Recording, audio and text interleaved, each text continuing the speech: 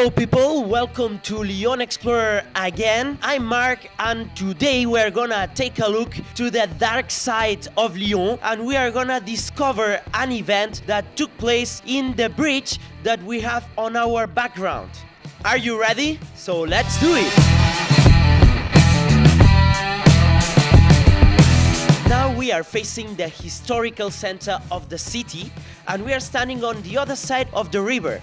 This is the neighborhood called La Guillotière that has nothing to do with the name guillotine. Actually, this device was invented way after the naming of the neighborhood.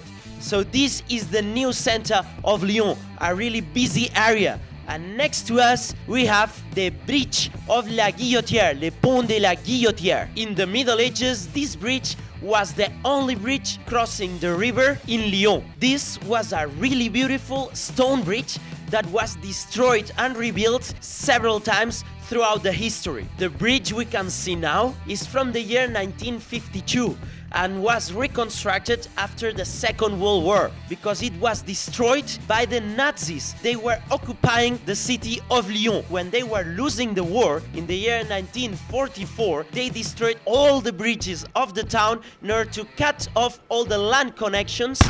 So now let's focus on the story that happened here. Actually, during Middle Ages, there was a really big party that was celebrated on this side of the river where we are now standing. It was called the Saint-Denis party and it was celebrated every year on October. The people was coming from the other side of the river, crossing the bridge, and they were coming to La Guillotière to party hard, to get drunk, to get wasted, all in honor of the saint called Denis. In this party, there was a special rule that was really interesting. Actually, you could insult and affront other people without having any kind of consequences. You could even call stupid your annoying neighbors. Wouldn't it be nice if it was still like this?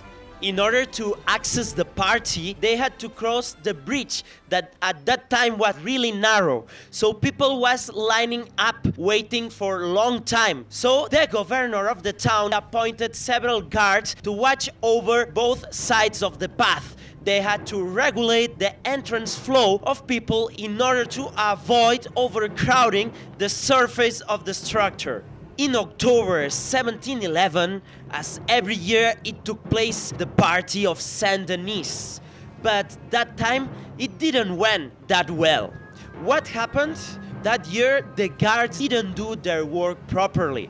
We don't know why. Maybe they were partying, maybe they were getting drunk also, but they were not watching out the people entering the bridge. The surface of the bridge went filled with people. There was not an inch to breathe. There was not an inch to move around. More people were coming. They also wanted to cross the bridge to have access to the party. So they were lining up, first calmly, but soon the people were pushing each other, climbing on each other. The persons down, soon they start to ask for help.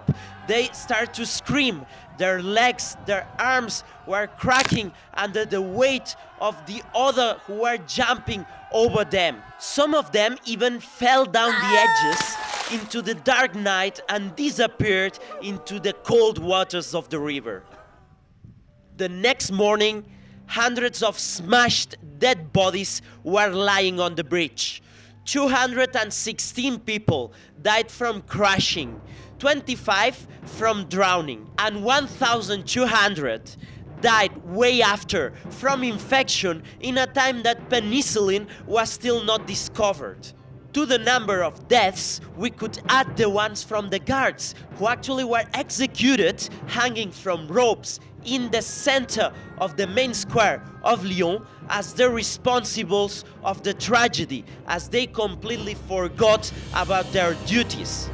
And people, this was the first human stampede disaster ever recorded in the history. Do you like this kind of bloody stories? So you can come to our night tour and you will discover more about the dark side of Lyon. So thank you and see you in the next video.